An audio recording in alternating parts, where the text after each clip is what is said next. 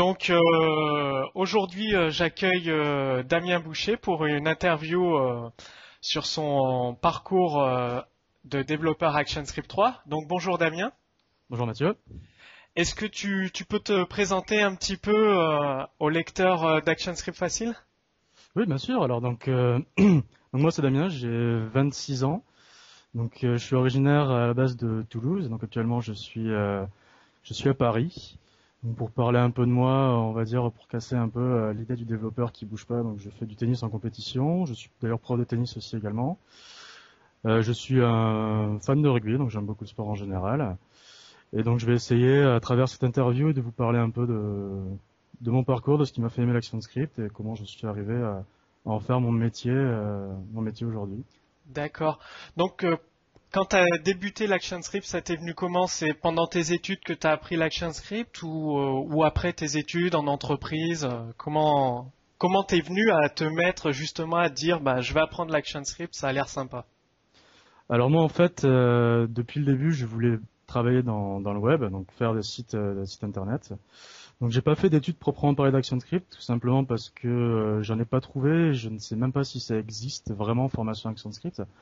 Donc moi en fait j'ai fait un DUT informatique, après une licence développement internet, et c'est après, de par mes stages et mon premier travail, que je me suis spécialisé en ActionScript, parce que j'en avais également envie, car j'ai toujours essayé de voir un petit peu ce qui était rigolo, on va dire, et puis le Flash, c'est quand même un langage qui allie à la fois le développement et le graphisme. Donc c'est un langage où on voit tout de suite ce qu'on fait, ce qu'on développe, donc qui est assez sympa à développer. Et donc j'ai eu la chance d'avoir un premier stage qui m'a permis de faire ça, et en continuant et donc en creusant dans ce langage, et pour au final devenir vraiment un développeur ActionScript. D'accord. Donc oui, effectivement, je confirme ce que dit Damien, il n'existe pas, enfin en tout cas à ma connaissance, de formation dans des DUT ou des BTS qui enseignent l'ActionScript. Ça peut arriver que dans certains IUT, comme à Clermont-Ferrand, il y a des intervenants extérieurs qui en parlent, Exactement. qui l'enseignent succinctement. Sinon, après, ça doit être soit à la charge de l'entreprise ou personnellement de se payer une formation, soit par un centre de formation ou autre. Et Voilà, du, pardon, je confirme juste pour les intervenants. Donc moi j'ai fait une licence à Rodez où on avait un intervenant, donc ActionScript, qui est venu donner quelques heures de cours par semaine. Donc c'est vraiment pas ce qui permet de se former, mais ça donne au moins une petite approche pour voir ce que c'est, et ça reste sympa. Mais en effet, il n'y a pas beaucoup de formations qui proposent. donc du coup, comme la majorité des développeurs ActionScript, tu as appris un petit peu sur le tas en consultant à droite à gauche les sites internet, souvent en anglais, il y en a quelques-uns de plus en plus maintenant en français. Exactement. Et est-ce que tu avais quelqu'un, des développeurs avec toi qui était plus expérimenté ou est-ce que tout seul tu t'es débrouillé avec les forums, les mailing lists Alors moi je me suis débrouillé dans un premier temps tout seul avec donc les forums, les mailing lists en français, en anglais. Il y a quelques sites de ressources françaises qui sont très bien faits et qui ont une communauté très active, très sympa, qui réagit assez vite et qui est très serviable et qui m'a beaucoup aidé. Et j'avais aussi alors c'était pas vraiment un développeur, c'était plus un graphiste qui avait appris l'ActionScript donc de lui-même. Lui à l'époque il travaillait en ActionScript 2 pour justement pousser un petit peu plus ses animations. Mais en grande partie, notamment tout l'ActionScript 3, ça a été vraiment tout seul, avec Google et les tutos. D'accord, bah pour donner quelques infos sur des sites ressources, il y a par exemple développer.com, Mediabox, Flash Voilà. Express, je ne sais pas si tu en connais d'autres. Moi, c'était principalement Mediabox et Flash Express. C'était vraiment Après, les... il y a également les mailing lists, il y avait la mailing list sur MTask pour le compilateur ActionScript 2 open source. Et sinon, il y a OS Flash. Bon, ça, on discute en anglais dessus. Je ne sais pas si tu connais OS Flash, qui est très Oui, très intéressant. oui. Après, il y a des blogs aussi de développeurs propres, notamment Grant Skinner. Je sais pas Oui, si... ah oui, oui, oui, bah lui, Qui il est est donc assez énorme. très très poussé, mais c'est toujours intéressant de voir où on peut repousser, on va dire, les limites du Flash avec cette personne qui est, je pense, un des meilleurs développeurs qui existe. Il y a également, oui, j'aime bien les exemples de Thibaut Humbert qui met pas mal de petits scripts sur son site. Ouais, il y a Jean-Philippe aussi, alors je sais pas son nom de famille, Euh, Jean je- Philippe Blog. oui, je vois, il est de Mediabox également. il me semble, oui. Qui est aussi et qui sont tous ces gens sont très donc ils connaissent très bien leur domaine et ils sont très serviables. Ça m'est arrivé plusieurs fois de poser des questions et ils répondent toujours avec gentillesse et en essayant d'aider au maximum. Ils sont Oui, très bah, agréables. oui. Sinon, j'ai vu que sur ton site internet, tu travaillais avec Paper Vision 3D. Est-ce que tu C'est ça. peux nous en dire un petit peu plus pour les lecteurs qui connaissent pas forcément Alors Paper Vision, c'est un framework qui permet de faire de la 3D de temps réel en Flash. Donc c'est un besoin qu'il y a eu il y a quelques années, donc de donner des sites web ou des sites événementiels un petit peu avec une expérience un peu plus poussée, un peu plus immersive. Et donc il y a une communauté donc derrière ce framework Paper Vision qui a permis donc dans Flash de faire de la 3D avant que Flash 10 sorte, qui permet maintenant de faire un petit peu de 3D. Donc là, c'était principalement en Flash 9, donc ActionScript 3. Donc c'est un framework qui est quand même très poussé, qui permet d'intégrer des modèles 3D faits avec Maya ou avec 3ds Max. Et D'accord. donc je m'y suis mis surtout pour un besoin en fait d'un client qui avait envie d'avoir des modèles 3D dans son site internet. Et donc c'est pour ça que je me suis penché dessus. Et vu que, enfin moi je connais plus Sandy 3D, qui est un développeur français qui l'a développé ce moteur 3D. Je sais pas si tu connais Sandy. Je connais, oui. Et par rapport à Paper Vision, donc de la 3D dans Flash, surtout avec Flash 9, bon aussi avec Flash 10, faut faire attention au niveau des performances. Est-ce que t'as pas eu quelques soucis? Enfin, disons, faut vachement optimiser son code. Voilà, alors c'est le problème, c'est donc ça dépend déjà, comme c'est de la 3D, ça va dépendre aussi de la puissance de l'ordinateur de la personne. Donc ça, c'est un paramètre qu'on ne peut pas calculer. Donc il faut prévoir toujours, on va dire, au plus bas, ou alors mettre des avertissements. Et donc c'est sûr qu'on va pas pouvoir faire des animations avec du genre comme un jeu vidéo. On va toujours être limité, donc il faudra faire attention au nombre de polygones sur chaque forme, des formes plutôt simples plutôt que des formes complexes et essayer toujours, enfin, de ne pas avoir 10 000 formes 3D à l'écran parce que bien évidemment, le navigateur ne va pas supporter et le plugin Flash ne va pas supporter non plus. Bah oui, oui. Et du coup, pour ton apprentissage de Paper Vision 3D, j'imagine. Enfin, j'ai vu sur leur site, ils font des formations, mais bon, faut se déplacer soit en Angleterre ou ailleurs. Donc du coup, j'imagine que tu as tout appris tout seul ou par hasard là, tu avais des développeurs qui apprenaient en même temps que toi. Ah non, alors là, ça a été tout seul, donc par rapport à leur blog, donc sur leur Paper Vision. Il y a une communauté française aussi, donc Paper Vision 3D FR, où ils ont quelques exemples et après, c'est vraiment en cherchant, en fouillant par rapport aux besoins spécifiques que j'avais. Et on trouve toujours des personnes qui ont eu soit les mêmes problématiques, qui les ont parfois résolues, parfois non. Et on arrive comme ça à creuser petit à petit et aller de plus en plus loin dans le framework sans avoir à passer par la formation qui, comme tu dis, est en Angleterre et c'est pas forcément facile ni au niveau personnel, ni même pour la boîte de nous envoyer là-bas. D'accord. Et du coup, pour donner un ordre d'idée aux lecteurs qui souhaiteraient se mettre à l'apprentissage de framework, ça t'a pris combien de temps avant de pouvoir bah, justement répondre à la demande de ton client et développer son projet en 3D? Alors moi j'ai eu plusieurs problèmes parce que j'avais commencé dans Paper Vision à ses débuts. Et donc j'avais commencé à développer le site sous la première version du framework, peut-être la deuxième. Et en fait ils ont eu une mise à jour majeure qui a complètement changé la syntaxe, donc j'ai dû repartir un petit peu de zéro. Ah d'accord. C'est un truc qui n'a pas été génial. Donc après, quand on a compris comment ça marchait, c'est le plus important, on va dire. Mais j'avais la moitié de mes lignes de code qui ne fonctionnaient plus.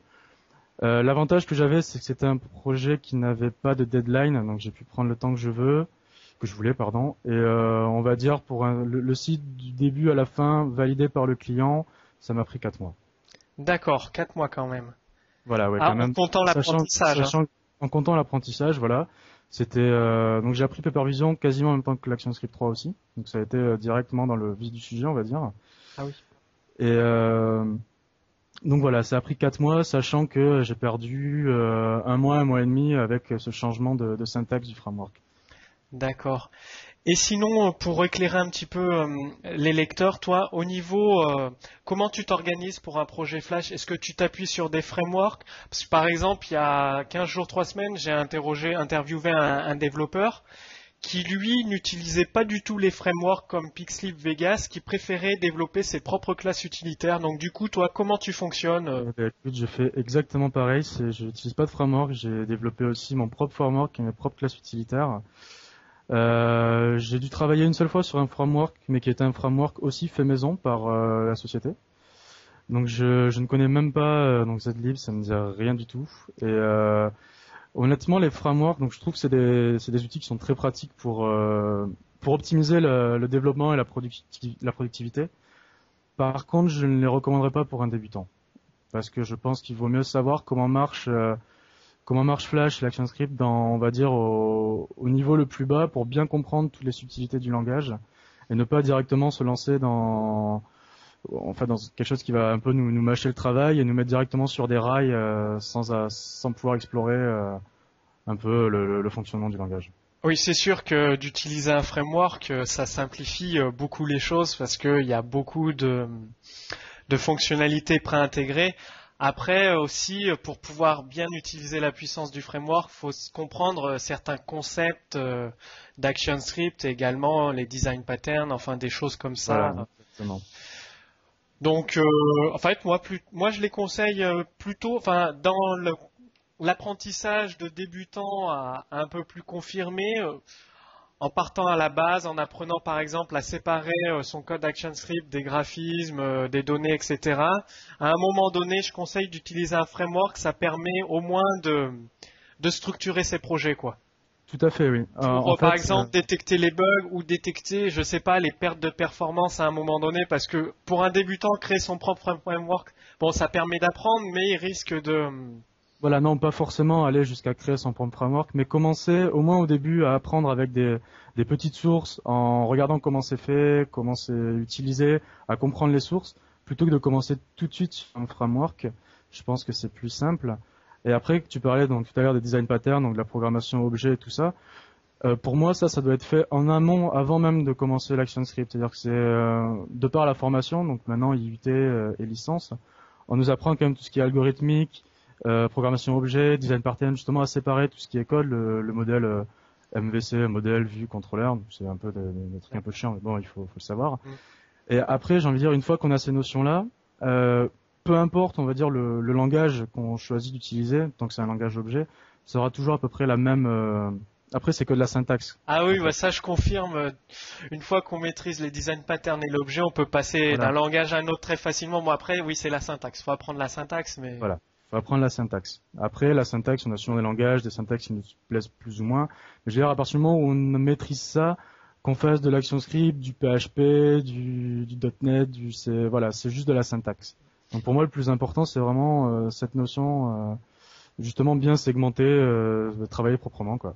Ah bah oui, oui, c'est clair. Donc du coup, toi, d'après ce que je comprends, tu as eu la chance d'apprendre les design patterns et le langage Voilà. objet. Moi, je pense qu'on fait partie enfin moi en tout cas, d'une des premières générations où on a quand même maintenant des formations qui apprennent tout ça. Ah oui, je te Et confirme. voilà, et on n'est plus lancé, on va dire comme la génération d'avant directement où il fallait tout apprendre par vous-même. D'ailleurs, bravo. Oui, parce que moi j'ai fait l'IUT aussi, j'ai 30 ans et on nous apprenait le C, quoi, tout simplement avec des fonctions et après ben, t'apprends sur le tas le langage objet, après tu découvres les Voilà. design patterns, mais en même temps tu programmes quand même en ActionScript ou en PHP, donc c'est un peu, enfin tu fais tout un petit peu en même temps. Oui, enfin c'est pareil, le PHP il y a 5-6 ans, c'était pas OG. Non, non, non, mais bon, c'est Ouais, ouais, non, mais en évolution parce que j'avais commencé par le PHP et après l'ActionScript, donc. ouais, ouais, donc voilà, nous on a la chance maintenant, les IUT, les licences, donc elles enseignent ça. Nous, on fait quasiment plus de C, c'est plutôt du C++, donc c'est déjà objet. Donc ça aide un petit peu quand même après de se lancer. On n'est pas perdu quand on passe à l'ActionScript. Voilà. Oui, bah oui, oui. Et du coup, quel conseil tu donnerais à un débutant ou pour apprendre l'ActionScript? Par exemple, quelqu'un qui veut se lancer ou qui a découvert, tu sais, qui fait un peu deux, trois animations sur la timeline, des petits trucs basiques, et qui voudrait un petit peu se lancer réellement dans la programmation ActionScript. Ben moi, ce serait voilà de se donner un petit projet. Donc ça peut être vraiment n'importe quoi. C'est-à-dire si c'est plutôt un graphiste, il a par exemple, je sais pas, son bonhomme qui se déplace, et de se dire ben voilà ça, je veux le faire en code. Et après, simplement d'aller chercher, donc soit sur les forums, soit sur Google, parce qu'on va forcément trouver, de trouver des scripts qui répondent plus ou moins à notre demande, de regarder comment sont faits ces codes, comprendre ces codes, et après d'essayer de les modifier, de prendre deux, trois sources différentes, de les mixer, de comprendre comment elles marchent, et au final d'assembler plus ou moins son propre code. Et une fois qu'on aura compris, qu'on aura de plus en plus les syntaxes qui viendront toutes seules, parce qu'il y a ça aussi, c'est connaître les classes, connaître les syntaxes, savoir ce qui est possible de faire. Une fois que ça sera possible, et aller de plus en plus loin, de se faire toujours, de se donner des paliers en fait de complexité, et pas hésiter vraiment à aller voir. Il y a une quantité phénoménale de sources gratuites mises à disposition, et voilà, faut pas s'en priver, et il faut aller les voir. Et bon, par contre, ce qui est important, c'est vraiment de les comprendre, quoi. C'est prendre une source pour juste utiliser et pas regarder comment c'est fait, ça sert absolument à Oui, rien. bah oui, oui. Donc, Vraiment rentrer dedans et comprendre. donc pour résumer, oui, de trouver des codes sources qui sont expliqués, d'essayer de le modifier au début, puis après de le réutiliser ou de le Voilà, modifier pour son projet et petit à petit. C'est comme ça qu'on apprend voilà, au exactement, moins à maîtriser, enfin à avoir les bases de l'ActionScript. exactement. Moi, je pense que c'est le mieux. C'est d'ailleurs un peu comme ça que j'ai fait. Et voilà, c'est une méthode donc qui prend un peu de temps, mais du coup, en fait, on a plein de petits projets, donc c'est sympa aussi. Ça permet d'avancer pas à pas, à chaque avancée, de voir l'animation qui bouge et qui se transforme petit à petit vers ce dont on va arriver. Et c'est plutôt sympa à faire. Et du coup, le framework maison que tu as fait, tu lui as intégré quelle fonctionnalité par exemple? Est-ce que c'est plus comme pur MVC, contient des design patterns, ou alors c'est plus un framework de composants visuels? Enfin, qu'est-ce qui... Alors, il y a des composants visuels, bien sûr. Il y a aussi, voilà, ça intègre un peu un modèle MVC.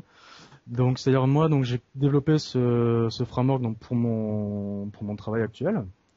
Et donc, ça permet simplement, en fait, nous on a donc c'est un site full flash. Donc, je travaille chez Lacoste. C'est un site full flash. Donc, à l'intérieur, on vient charger les différents contenus. Donc, c'est un framework qui me permet de gérer tout ce qui est chargement d'animation, déchargement, libération de mémoire, la gestion du multilangue parce qu'on utilise plusieurs langues sur ce site. La gestion, tout est externalisé, permettre de communiquer avec la base de données, avec les gestions des collections, etc. D'accord. Et est-ce que ce framework est bien spécifique à ton projet Lacoste, ou alors est-ce que il serait réutilisable pour d'autres projets? Là, actuellement, il est vraiment spécifique à Lacoste. Après, j'ai quand même essayé de le faire, au moins au tout début quand j'avais un peu de temps, à faire, on va dire, des grandes lignes qui soient pas spécifiques donc à ce projet. C'est-à-dire qu'en gros, je peux reprendre quasiment 50-60% du framework tel qu'il est pour l'adapter à notre projet. Après, j'aurai quelques petits ajustements à droite à gauche sur le reste.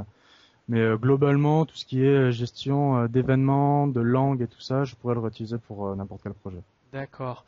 Et un point que tu as dit qui était très important que je voudrais souligner pour nos auditeurs, c'est que, par exemple, ton framework il permet de charger des données externalisées, c'est-à-dire on ne charge pas un seul SWF, c'est plutôt une multitude de SWF. D'un côté les graphismes, de l'autre les polices de caractères, après des Exactement. fichiers XML ou autres. Donc dans ton architecture, ça fait qu'au fur et à mesure que enfin j'imagine là, qu'au fur et à mesure que l'utilisateur progresse dans le site de Lacoste, des données sont chargées, ce qui évite de tout charger d'un Exactement. bloc, quoi. Ce qui évite d'avoir un site qui fait 300 mégas à charger tout de suite. Sinon, c'est impossible. L'utilisateur, il sera parti bien avant la fin du chargement. Oui, bah oui, oui. Et également, tu as dit ce qui était très important, que je souhaite souligner pour nos auditeurs, c'est des optimisations, mémoire, performance, vider, enfin supprimer les objets de la mémoire quand ils sont Voilà. plus utilisés, tout ça. Supprimer les objets, les événements aussi. On va laisser d'événements de type Enterframe qui vont tourner en permanence parce qu'au bout de 2-3, la mémoire est saturée. Donc voilà, c'est faire attention à tout ça et voilà, c'est ce que D'accord. permet aussi le framework. Est-ce que par hasard, tu as un petit exemple de code, bon pas avec ce framework, je sais que c'est propriété de Lacoste, mais un Ouais. petit exemple de code, je sais pas, style Paper Vision à partager, un petit Ouais, truc ben que tu as sous la main.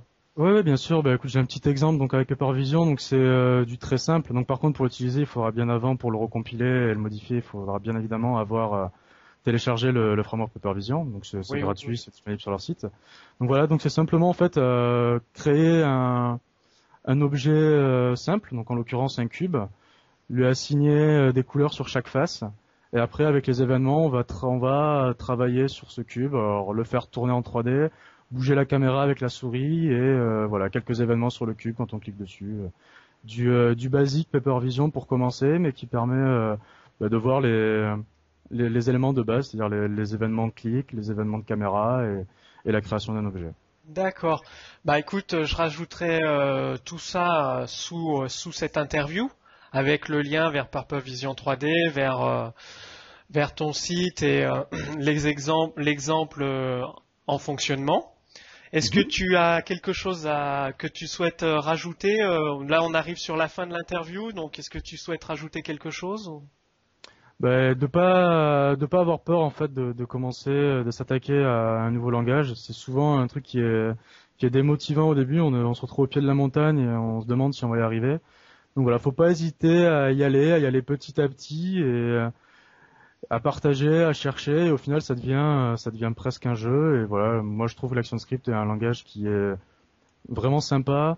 Je pense qu'il faut pas non plus écouter tous les détraqueurs qui disent qu'avec l'HTML5, Flash va Oh, disparaître. ça, je l'entends depuis au moins 5 ans, enfin Ça même avant fait, voilà. HTML5, ça fait... Ça fait 5 ans qu'on en entend parler. Je pense que Flash a encore des belles années devant lui. Oh Donc oui. n'ayez pas peur de vous lancer dedans. Et c'est vraiment un beau langage qui permet de faire des trucs très sympas. Et Ah, voilà, et bon courage. rien que quand on voit maintenant du flash sur des smartphones où on peut faire des choses vraiment vraiment sympas parce que les smartphones deviennent de plus en plus puissants, je pense que Flash a encore un très bel avenir devant lui. Je pense aussi, oui. Bon, en tout cas, merci beaucoup Damien pour cette interview riche d'enseignements. Donc Merci j'invite à toi. tous nos auditeurs à bien écouter. Il y aura un petit résumé en dessous parce que il y a vraiment des très très très bons conseils dans cette interview. Donc en tout cas, merci beaucoup Damien. Et puis je te dis, ben, bon courage dans tes projets ActionScript et puis bah, à bientôt alors. Merci beaucoup et bon courage pour la continuité de ton site et à tous les auditeurs qui voudraient se lancer, où j'espère avoir apporté un peu d'aide. Ok, merci Damien. Merci à toi. Au revoir. Salut.